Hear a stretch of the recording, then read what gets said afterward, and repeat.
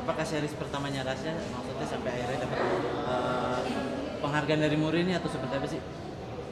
Ini series pertama aku juga, terus juga sekaligus pertama yang dapat rekor dari Muri lah. Sama gitu kan, masih bersyukur banget, nggak nyangka juga kalau misalnya support, terus juga apresiasi dari masyarakat di Indonesia maupun di luar setinggi itu kan. Dan ya pastinya berterima kasih pada semua penontonnya. Tapi ini menjadi sebuah prestasi nggak sih, prestasi yang membanggakan buat Rasya sendiri gitu sih, atau seperti apa? Pastinya, karena ini betul-betul di luar ekspektasi aku.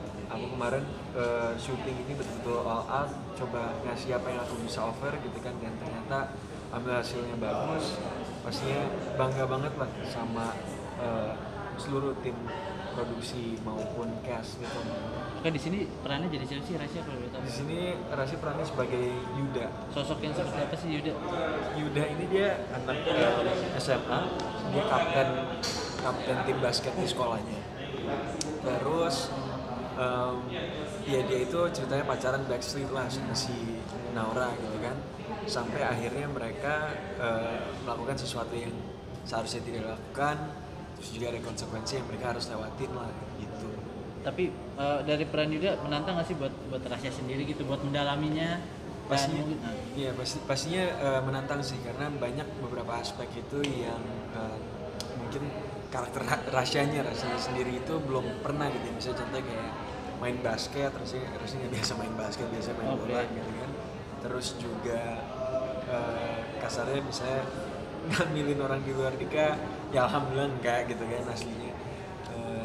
Ya dan proses dia coba melalui itu semua, rintangan itu semua tuh sesuatu yang Rasya sendiri juga harus coba pelajari mungkin kemarin itu dari riset maupun masukan orang.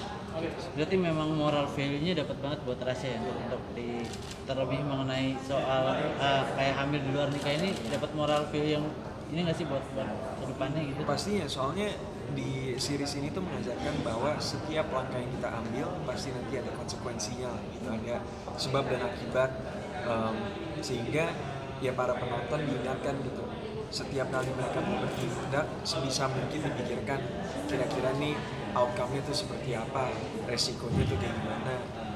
Jadi kita bisa betul-betul lebih pintar lagi atau lebih bijak dalam ngambil keputusan gitu sih. Mungkin tantangan yang paling sulit bagi Rasya buat beradu akting dengan lawan mainnya itu seperti apa sih? Maksudnya ada adegan-adegan yang di luar batas atau seperti apa? Ada beberapa adegan fightingnya, misalnya contohnya sama Al gitu kan. Terus juga main basketnya itu juga lumayan sulit, karena kita syuting buat adegan-adegan basketnya itu betul-betul berhari-hari penuh. Jadi dari pagi sampai betul-betul malam itu kita main lapangan basket sampai berapa kali juga mau pingsan rasanya gitu kan. Sempat muntah juga waktu itu. Jadi challenge banget sih. Berapa lama latihan basketnya? Itu mungkin sekitar 2-3 minggu. 2-3 minggu. Ada itu nggak pelatih khusus nggak untuk main basket? Ada pelatih khususnya, terus kan juga ada beberapa pemain lainnya tuh yang emang mereka main basket kan aslinya. Jadi kita latihan tuh setiap hari tuh bisa berapa jam gitu dari pagi sampai sore. Kalau untuk adegan fighting dengan Al itu bener ada lukanya atau? Bener, itu bener berapa kali kita nggak sengaja, ntar Al nggak sengaja mukul Rasya gitu kan, atau sebaliknya. Tapi seru sih, maksudnya Al juga emang dia kan dapat pengalaman gitu ya, acting, fighting sequences gitu, terus jadi pengalaman baru juga buat Rasya. Jadi tapi hasilnya sih lumayan memuaskan sih. Ya, lumayan ini juga nggak sih, jadi kepikir-pikiran gara-gara film itu momen dalam artian wah ternyata emang segitu hari ini ya kalau kita salah ambil langkah gitu kan, Pastinya kita lakuin. Cuman di satu sisi series ini juga ngajarin buat orang-orang ibaratnya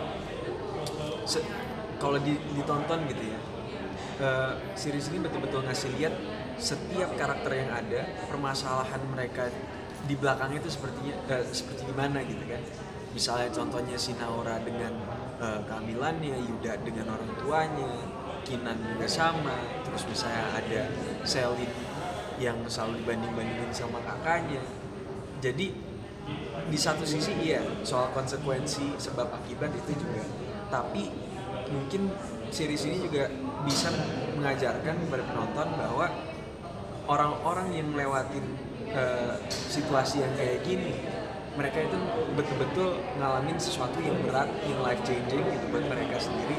Jadi mungkin stigma terhadap orang-orang yang experience kejadian kayak gitu bisa lebih diturunkan, jadi lebih pengertian aja sih, bukannya mendorong orang untuk begitu ya, tapi lebih mengertikan posisi mereka itu sulit gitu.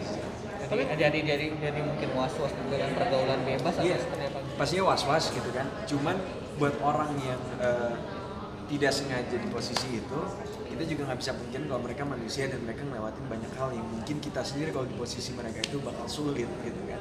Jadi jangan terlalu ibaratnya stigmanya tuh yang menghujat ini, karena ya mereka tanggungannya juga banyak, mereka juga pasti sesali apa yang mereka lakuin gitu kan.